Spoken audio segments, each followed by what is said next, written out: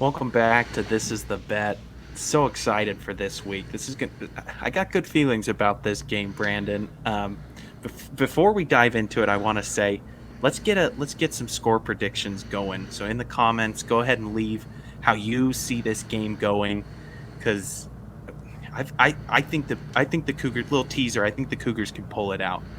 But let's dive right into it. West Virginia, BYU line at 10. Brandon, what are your initial thoughts about this game? Yeah, it's interesting you say you feel good about this game because I'm not feeling as optimistic as maybe you are. Um, I think this is going to be a pretty tough game. Just initial thoughts. Traveling out to West Virginia, this is their second kind of back-to-back road games. West Virginia's exceeded expectations this year. We had them. I think we would have picked them finishing near the bottom of the conference, but they're 5-3. BYU's also 5-3. So whoever wins this game is going to be playing a bowl game. So it's kind of like a clinch game. So that's kind of fun for each team. And no, West Virginia is playing pretty well. They had a great game against UCF last week. Defense, creating turnovers, kind of like BYU's defense. Their offense kind of getting things going. So it'll be a good matchup. I don't know. Maybe you'll talk me into being more optimistic about this one, but as of right now, I think it's a tough matchup for BYU. Just with Greene, their quarterback, he's kind of a dual threat guy, not like one BYU's seen this year because he's more like a Taysom Hill than he is a Lamar Jackson, right? He's more of that like bruiser quarterback, big arm, can throw deep balls. BYU's been beat over the top a few times this year. We've struggled with running quarterbacks, especially ones like I think 40. I was listening to Coos, who's a West Virginia podcast guy. He's a great channel, but he was saying that Greene, like 40% of his runs or 45% of his runs are for first downs. So if he runs the ball, there's like almost a 50% chance that it's going to be for a first down. So we've seen BYU get burned on third down conversions, especially with the mobile quarterbacks, and that's what makes me nervous about this game going into it. What are your thoughts on this matchup initially? Yeah, so that's really worrisome, right? Against Yeah. Cincinnati, we saw it. It seemed like every third down they rushed, the quarterback, and it was always good for one. I'm hoping in this one, from what I saw in Texas, with the defensive improvements, that we'll see a different side to the defense, that they'll come prepared for this one. They'll have used the Cincinnati game to try to figure out what they need to do for that. I think I'm most excited that this game is a 5 o'clock kick in Utah, which means West Virginia time, 2 hour difference, right? 6-7 should be a Mm-hmm. 7 o'clock game if I'm not mistaken, which is a night game, which I think just to see it's at Yeah, night, it's it good. just gives me some hopes. I know I sent over to you a power rating. It was kind of a joke by Yeah, the Locked On yeah. Big Let's 12. let me share that and let's get into that. Okay, so we'll fix this. Yeah, Yeah, here so it is. here's the Locked On Big 12. Drake Toll does the show. He actually has a great show that I listen to almost every day. He talks about BYU a lot, and every Monday he comes out with the power rankings. And you shared this with me, and I think it's hilarious that he has the separate categories for BYU. So you were saying because it's a night game, there's a little more hope. You can see here he has West Virginia at 7 and then night BYU at 8. So should be a pretty good even matchup according to his power rankings. But what do you think about the night BYU, I guess, and the day BYU being dead last? Yeah, it's a problem when outside of your organization people pick up on it, right? It's one thing to kind of have a superstition inside the program, like, uh-oh, it's this situation, but your average person outside doesn't know. Yeah, just the fans know. This guy covers the Big 12, so he gets a little bit more than your average Joe. But the fact that he categorizes it night BYU, day BYU, uh, it seems like it's a problem. I don't know. It's just Yeah. there's no way I can explain it. It's kind of a joke. It's like the run game. You can't really describe it. Yeah. It is what it is. It just speaks for itself. So, Yeah, it was interesting. Speaking of the night BYU, the social media accounts, the BYU football official ones, actually posted like it was Cosmo or something or a Cougar, and it said "Embrace the night." So it seems like even they're like saying, "Okay, let's embrace this narrative about being a night team and use it for fuel," I guess. So it seems like even the team social media thinks they're better at night. So, and all the fans think it as well. Kalani is just a wizard at night, and then turns into the team seems to struggle during the day. We see games like TCU and Texas, and even Kansas a little bit. That game was actually I thought they played pretty good, but yeah, this power rankings, as you can see here, if you want to just talk about it for a second, Texas at 1, Kansas State at 2, and those two teams are matching up this week. Oklahoma, Iowa State, Kansas, and Kansas. Oh wait, he has the wrong logo. Oklahoma State and Kansas are the wrong name. And then he put a big gap. So do you agree with that? There being like kind of a gap, like an upper tier and a bottom tier. yeah, it kind of seems like that this season. It seems like anyone can beat anyone in the Big 12 is what I'm realizing, but I would somewhat agree with that you've seen some of the upper teams proving what they can do, and then you look Mm-hmm. at some of those lower teams like TCU where one week they're blowing out BYU and then the next week it's They get blown out. Yeah. yeah, it's a totally different story. Same with Houston, UCF, and Baylor. Yeah, Baylor down there, it's just a weird, not a good year for Baylor. So I'd agree Yeah. with how it's set up. I don't know if there's that big of a gap, like I was saying, with anyone can beat anyone, but Kansas has shown they're better than, well, people knew they were going to be good, but they did pull that upset on Yeah. Oklahoma. So So another point, I guess, to bring up real quick is all of BYU's remaining games are against teams ranked in this, I guess, in this list higher than them: West Virginia, Oklahoma State, Iowa State, and Oklahoma. So they need one more win to get into a bowl game. Do you think it happens this week, Tanner, or is it going to be against? I think their next best chance is at home against Iowa State. What do you think? it's funny because I've got a good feeling about this game, but yet Mm-hmm. not a good feeling that they are going to. It's that we're one win away, and it almost just feels like maybe we won't. Maybe we won't. Even though I'm confident we can show up in this game or even the Iowa State game. That one will be tough if our offense is still struggling. They're a defensive team. How are we going Yeah. to show up? So just looking at them, I don't know. The one win just weighs heavy on me that we're one away, but yet I still can't pin it. And I hate that I can't put a pin and say that's it. That's the one. It's just gonna happen. It's gonna feel good, but I don't know. But you do think it happens then? You think there's at least one more win here in the season? I'll say it happens with West Virginia. I'll go with that. Since I Okay, do have a good feeling there. So cool. No, I think they can get one because they're going to show up. And what I really hope, Tanner, is that Oklahoma game is a night game, 8 p.m. or 8:15 start. Oklahoma comes into Provo, and they just somehow BYU figures out a way to win. Because I think Oklahoma is going to be rated in top 10 still when they come to Provo. So a top 10 win, LaVell Edwards Stadium at night.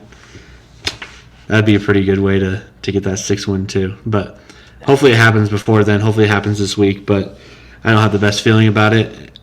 So I guess going into this game, there's a little more fuel for West Virginia. So have you heard about the Keaton Slovis thing? no, I haven't. Oh, really? Okay. I don't want to play the video, but so this is a tweet from somebody in West Virginia. And so when he played at Pitt, they're rivals with West Virginia. Pitt is. They have this game every year called the Backyard Brawl. And he got up there with the mic and he said, "Oh yeah, one more thing. F West Virginia." And so last year that made West Virginia fans really upset, and of course this video is now resurfacing among all the West Virginia fans. So what do you think about that? You don't typically see that from those words come out of a BYU player's mouth, but this was before he was at BYU. So what do you think? Yeah, this is just your perfect example of how you just never know what is going to come back to bite you, right? Because now, playing there, Slovis may not have an idea of what he's going to do with the rest of his career, right? He comes to BYU. Now, like you're saying, fuel on the fire. West Virginia fans aren't going to forget that. It's the same thing of it's just I think it'll be a Yeah, and even players will want to one of their players already mentioned remembering this event from last year. So the players know, the players remember, the defense is going to remember. So maybe there might be some extra hard hits on him on Saturday. Who knows? I wonder what level they'll take it. But it seems like there's some fuel for this game for West Virginia fans, especially. And I don't think a lot of BYU fans know this happened. I just found out about it earlier today, actually. So I think there's a reason the BYU Sports Nation and all those guys probably haven't mentioned it because it's not a good look for him, especially saying the F-bomb. But, yeah, very interesting storyline, I guess, going into this game. I guess moving into a little bit breakdown of West Virginia, they got Garrett Greene, their quarterback. He's kind of leading the team. And then they have C.J. Donaldson, the running back, who's kind of getting things going as well. And they can run the ball pretty well. I think they ran for over 250 yards last week against UCF. So what are your thoughts on how BYU can stop their offense? Yeah, that's a great question. It's really just going off what I saw in Texas with the changes, as I said, in the defense. Because looking at these two teams, very similar on, you look at defensive rush yards that they're averaging. BYU 164, West Virginia 168. So very similar there. They're very similar, but yet so different. You look at offense. BYU 201 in passing per game, 181 for West Virginia. The only difference in the run game where it's 188 to 86, and so I think that's where West Virginia does come in with such a big edge, is with that rushing, with the quarterback. Yeah. That's going to play a big part, and I just have to hope that BYU has some sort of answer for the running quarterback, or they will find themselves in big trouble. But looking and seeing how similar they are in other aspects, and how but there are some things that worry me. Third downs, right, for BYU. We talked about long third downs. 28% averaging on this season. That's got to be way higher. And then even the defense, with what they've done, still allowing 43% for teams, where West Virginia at 38. So there's things they're doing better. I'm just hoping that this is a game where the defense shows up and the offense, after getting some heat from the fans, from the coaches, has a little fuel to the fire. It could be the total opposite, though. This could be a week where the offense struggles again because they're almost in a way forcing it because of the heat they've been given. It's tough. Yeah, I almost sense. talk myself out of my good feeling. I know. Maybe I brought the bad energy today. I don't know. But no, I think it's going to be stuff. It's going to be tough to stop their quarterback from converting those first downs. And I'm just thinking back to Cincinnati, Kansas, and just seeing how that's kind of like a hole in their defense. So, maybe they've got more tape and they can kind of figure it out. But I think the main key for the defense is going to be what they did last week. Like you said, it's going to be creating the turnovers. And then it's kind of a team effort, right? This is a team game. So if the defense keeps doing what they do well, I mean, they rank in the top 10, I think, in the nation in turnovers.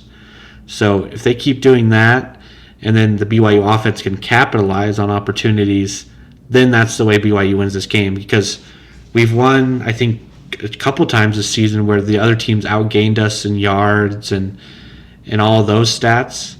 But when it came down to opportunities, BYU took advantage, I guess, and then they were able to win those games. Like we saw against Cincinnati, especially, they outgained us by over 100 yards, I think, and BYU, because of those turnovers, was able to win. So I think that's how they'll have to get it done against West Virginia. And that's kind of my glimmer of hope, I guess, for BYU, is that they're going to be able to create turnovers, and then the offense will maybe get some short fields and things like that. And I think that's going to kind of be their key.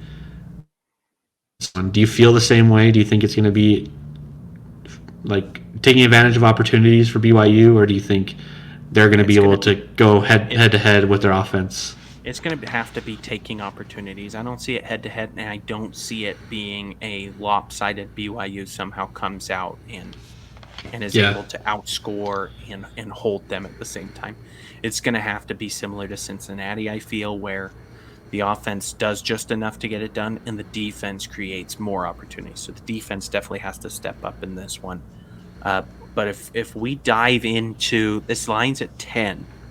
And this could be why I feel better. The computer model has it at just 5. Add 2 for home field advantage, and you're at 7 for West Virginia. This is similar to what I saw with the Texas Tech game, where it was actually lower, if I'm remembering right. It was a little lower than the actual line, and I just had a better feeling. And that's how I feel in this one. BYU actually being in it. Defense coming up with some turnovers, and the offense doing enough to stay in it. And I see it being pretty close shootout. I hope I don't have to put my foot in my mouth and this is a blowout, but I've got it being where they can do it and at least keep it a 7-point game towards the end, 3 to 7 points. Yeah. 10 seems like looking at it at first, seems like a pretty good line for this game, because like my score prediction in my head was already matching up with that. So I'll give my score prediction if nothing changes. If I think BYU kind of plays the way they've been playing, West Virginia plays the way they've been playing, then I'll give another score prediction on if BYU can be opportunistic, I guess, and take and do the keys to winning. So I think West Virginia, if nothing changes, if I was just a neutral, better, I guess, on this game, I would probably say West Virginia wins 31-21. So I probably would just, that would push the bet or whatever, but I have that kind of being the score. So I think BYU's offense gets a little bit more done versus Texas, only 6 points. They get 21, but I think West Virginia scores just enough, converts third downs. Doesn't give BYU as many opportunities like that they need to win this game. But if BYU has some turnovers, if the offense gets some short fields, they convert third downs. Speaking of third downs, I was going to bring this up before I get into that prediction. It seems like they're always in third and long, right? It seems like they run it on first down, it goes for nothing because the run game can't get anything going. Second down is some kind of incomplete pass, and then third down is either a pass that's short of the sticks or it's just incomplete. Do you feel like that's how, it's like a cycle? Yeah, it feels like a cycle. Funny thing about the third downs, Texas had this. It was pretty cool the first time I watched it. It had a BYU flag on the big screen, and then they had a big bowl come, and it tore the flag apart. And it was amazing to see the first time. But there were so many dang third downs in the game, it felt like, that by the final time seeing it, I was like, oh, you're sick. The graphic. They do it every single time. And then they do it on fourth down as well. So then BYU going for it on the fourth downs, it just was, So I definitely feel like it's a cycle because I was able to match something up with the graphic shows. That means it's third down. I've seen way too many of those. So yeah, you start to recognize the patterns. Yeah. Yes. Oh, man. And just a quick note is I've been watching the Jets a lot. I'm a Jets fan. And it's honestly these two teams are like a mirror image of each other. Besides, the Jets' defense is a little bit better, but like third downs, man, they just cannot convert. So I go from Saturday watching the same thing to watching the same thing on Sunday. And it's tough. I'm so sick of third downs. So if we could see them convert some third downs and maybe just get into 3rd and 5s or something and not just be in 3rd and long all the time, because that's a tough position to be in, and you're not going to convert a lot of those. So No. if they do that, if they convert third downs, and if they are opportunistic and take advantage of turnovers, I think they win this game 35-24. That's a good guess. So it's a big swing. Talking about the third downs again, because I Yeah. should have sent this tweet to you. It was the guy said, I just can't explain it. Why does he was like, maybe my non-football brain doesn't understand it, but why doesn't BYU throw passes in front of the chains? And Yeah. it was so true. In the Texas game, it was like every single time they did a throw, it was behind. They were a yard or two short. Yeah. And I just, it'd be either a screen to the side or even to the middle, and it was short, and it was just like, extend it just a bit. I don't know if that's awareness by the receivers or if that was drawn up to be that short. It's just, That's felt where like they could not draw up a play to get in front. Jeez. I think that's where people come in and start criticizing A-Rod, right? They think it's the play calling. I think it's both. I think it's it's 3 things: play calling, getting into 3rd and long to start with, and then the players probably aren't running their routes correctly, because I would assume that the play call is for something past the sticks, right? Yeah, So you hardly ever maybe they're running their routes short or something. hardly ever see like a slant that is designed to be short, I feel like. And I'm not an offensive coordinator, so maybe there's many times that you want that. But usually if you're going that quick over the middle, it's usually past it. So You're then wanting your 8 to guy 10 catches yards, it. yeah. Yeah, your guy catches it, gets tackled immediately, but it was for the first down. Because to try to make a move, it's just, you'd have to really be a very talented, Mhm. and so. Yeah. So, yeah, those are some. I think there is a chance BYU wins this game, and I'll be watching with that hope in mind. I think it's going to be close most of the game. Do you get that feeling as well? I think, regardless, it's going to be interesting going into the 4th quarter. I'd like to see what I said in our preview of when we were looking at this game. I've had a feeling at least the feeling I feel like I've had is that it will be a close game. I don't know, something about the name West Virginia. It's a name I know. I Yeah. just feel They- like it's going to be a close game. They did play in 2016 with Taysom Hill, and West Virginia won by 3. BYU had like a late comeback trying to get within, try to tie it up, but so they played close before, but this one feels different. There's a lot on the line, a bowl game, guaranteed. Hey, if they win, so yeah, it should be exciting. And then what about the over under? I think I have. I wouldn't bet this if I had to pick, but what do you think? I'll take the Because I've kind of said both. Yeah. Take the over. I would take I think that is another. If BYU wins, they're probably scoring at least 28 points, I think. I don't think there's a. I don't know. That's just my thoughts. I don't think there's a way they win this game low scoring. I think if BYU doesn't change stuff, well, no. Texas's defense is good. We got to remember that, and I don't see West Virginia only holding us to 6, but maybe 10.